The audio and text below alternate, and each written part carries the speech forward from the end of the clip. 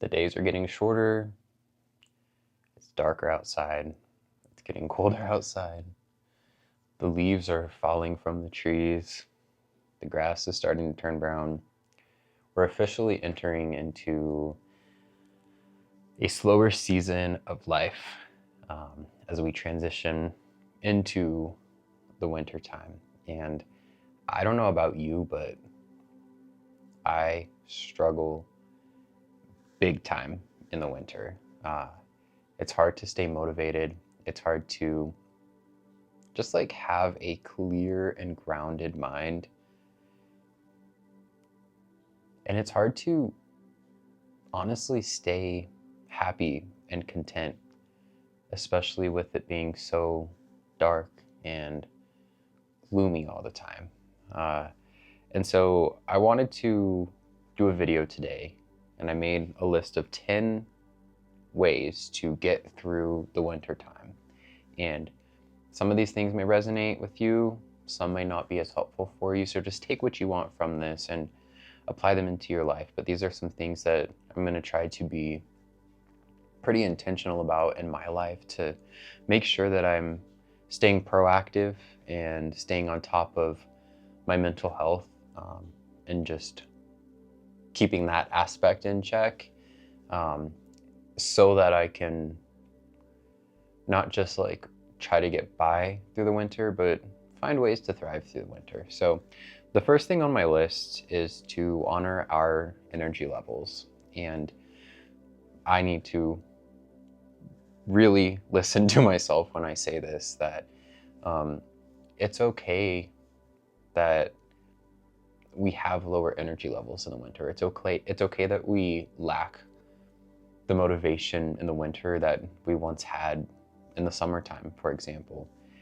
And I know that if you're anything like me, that when we feel down, when we feel unmotivated or uninspired, it's easy to get down on ourselves, and it just almost like perpetuates this cycle of feeling shameful, feeling guilty, wishing that things were different than the way that they are.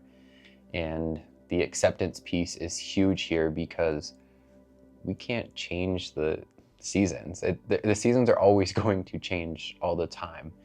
And so what we can do is start to accept that what's going on out in nature may also be happening within ourselves, within our bodies, within our minds, because we are part of nature. We're not separate from nature. And just as nature goes through these seasons, we also go through these seasons in our lives. And for some, the winter might be a super motivating time. Maybe the darkness and the quietness of everything really helps you. And I think that's awesome. And I can definitely see that perspective. But I know for me personally, it gets hard, especially like into January and February, when I've already had enough of winter, even though it technically had just started. It can be tough. And so accepting what our energy levels are, accepting if we have less energy, accepting that we might be moving at a slower pace. And it's okay. It's okay, because that is the season that we're in. And we can try to wish for things to be different than the way that they are, but that just ultimately makes things worse, because we're resisting what is our present reality in our lives. And along with this, I think that creating like structured rest can be really important. So I made a video on this actually a few videos back about what does rest really even look like, and it could be sleeping. I think that's like the most known form of rest, right? Is just going to lay down and resting. But doing like gentle hobbies and activities that don't require as much thinking or don't require as much energy. Puzzles, putting together Legos, writing, journaling, reading, gentle creative outlets, whatever that might be for you. And maybe like get a few supplies or a few things to just have on hand for those days where it's like hard to do anything, but like you're also feeling restless at the same time. I think just gentle activities like that can help us get the rest that we need, but also keep our mood up, so that we don't fall deeper and deeper and deeper. The next thing on my list is to create a daily routine that goes along with the seasons. So, for example, in the summer, like I usually get up really early. It gets bright at like 4:45 in the morning. The sun's starting to come up at like 5:30 in the morning. I'm up, I'm ready, I'm excited to go. I stay up a lot later. I get so much more done during the day, and then in the winter time, it gets light around like 7:30, 8 in the morning, and it gets dark around 4:35 in the evening. So it's a shorter period of when my body feels awake, just based on the sun and the cycles like that. But I think that adjusting our routine in a way that works for us in the winter can also be really important. And I know that we have like jobs and we have obligations and responsibilities, and that's okay. But then also on those days where you don't have as much going on, keep trying to stick to some sort of routine just to keep your body in that routine. So again, it's easier to stay on top of things so you don't fall too far behind, so you can try to help your executive functioning as much as possible. This might even look like doing a shorter morning routine if you feel like you need to sleep in a little bit more. Instead of, so like for me, for example, like I clean our apartment, I clean like everything, like bathrooms, kitchen, floors, all that, one day every week, but maybe even that might feel like too much because it takes a couple hours. So maybe I can start like breaking it down a little bit so it doesn't take as much of a big chunk of that one day, and I could do bathrooms one day and it'll take like 20 minutes. I can do floors another day. Just an idea that I had for me personally. Number 3 on my list, and this is a huge one, is to utilize lighting, various forms of lighting. There's like light therapy lamps, which I find for me can be really helpful, especially in the morning time in the winter when it is really dark and I'm trying to wake my body up, but it's really hard to wake my body up.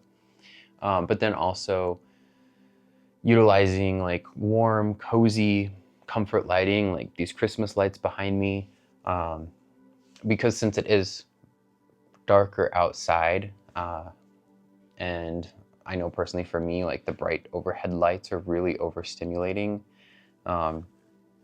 Having warm, gentle lighting can help keep the space feeling cozy and comfortable and safe, and not as like dark and scary. And also, along with this too, like open your blinds in the morning. Let some of that natural light in, even though some days it is limited. Our bodies still need that natural light for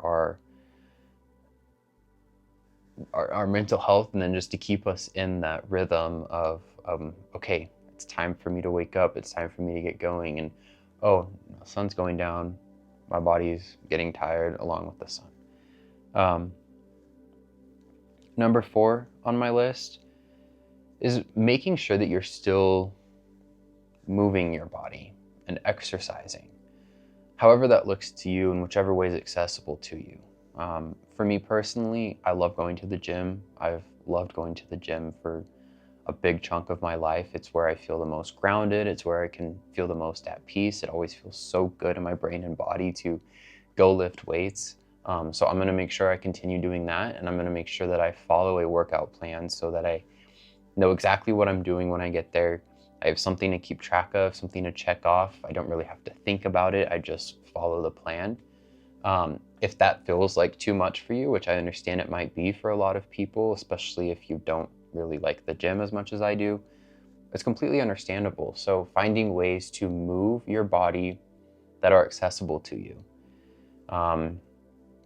It could just be like short bursts throughout the day, 5 minutes of just gentle stretches. Maybe as you're just watching this video, kind of stretch your shoulders a little bit. So even that feels really good. And just like your neck, just making sure that we're finding ways to stay active, I know for me is like crucial for my mental health. And then in the winter time, when my mental health seems to decline a little bit, I got to make sure I'm doing those things. If you have access to like a treadmill or a stationary bike, those are really good too, because you don't necessarily have to go outside in the cold and in the snow. You can just do it inside and still get that movement. Find what works for you when it comes to movement. If none of those, if exercise, like specific exercise doesn't sound exciting, doesn't feel accessible, what about like dance or just like turning on your favorite song and just moving your body to that? Even something as simple as that can wake ourselves up and make us feel more grounded. And it's really important that we incorporate movement into our daily routines in the winter as well. Number 5, kind of the opposite of this, is to utilize sensory comforts and make your space really comfortable. Lots of blankets, maybe some weighted blankets, plushies, lots of pillows. I'm looking around. We call this our like sensory room, because we have all of our stuff in here that helps us sensory wise. So I'm looking at our bed over here. We've got blankets, pillows, plushies, plants, lots of artwork around us. Utilizing like the noise canceling headphones, of course. Candles, if you like the candlelight. If scented candles are too overstimulating for you, then of course unscented candles. There are a select few type of scented candles that I enjoy, and I enjoy them a lot. All the other candles, I can't stand them. Calm music, I really love lo-fi music. I listen to it when I'm at my computer working, just when I'm trying to wind down and relax. Piano music, orchestra, ambient music, all of it can be really calming and gentle and soothing for our bodies to help us relax and unwind in a safe sensory space. Number 6 on my list is to forget the big goals. And I always talk about this, like, yeah, on paper it seems great to set all these big goals and have all these big dreams, but it can often feel so intimidating. Like you're just looking up at the tallest mountain, and just thinking about even getting started can be overwhelming. So especially in the winter time, when that motivation is low, when that executive function is low, set very, very small, doable, tangible goals for yourself. And these can even go along with like with your daily routine. So move my body for 5 minutes in the morning, move my body for 5 minutes in the evening. Something that's doable for you, that you know that you can achieve, that you also know will help you. Because not only will it give you that little dopamine boost when you get it done, it's easier to get done because it's short, it's accessible, it's accomplishable. And then afterwards, because you did that thing that helps you, you're going to feel good too. So small tangible goals as opposed to massive big goals. Number 7 is getting outside when you can. I definitely spend a lot more time indoors in the winter, but if I'm being honest, like I love the forest in the winter. There's no bugs. It's a lot more quiet. It's a lot more peaceful. There's fewer people. Something about nature in the winter just has this like peacefulness to it. And so if that's something that feels accessible to you, definitely making that a priority to getting out, maybe every week, every couple weeks. even just going for a quick walk around your neighborhood. It's really important for us to make sure that we're still connecting to nature and getting outside, even when it's cold. So bundle up. If you need to make it short, 5 or 10 minutes, just getting some fresh air can also be really, really good for our bodies, our minds, and just our nervous system altogether. And number 8, the last thing on my list, is to practice having compassion with yourself, especially through the changing seasons, as your body slows down, as your mind slows down, as things change. Change is really hard for me, and accepting the change is really hard, and this kind of comes around full circle to what I was talking about at the beginning of honoring your energy levels and just accepting where you are right now.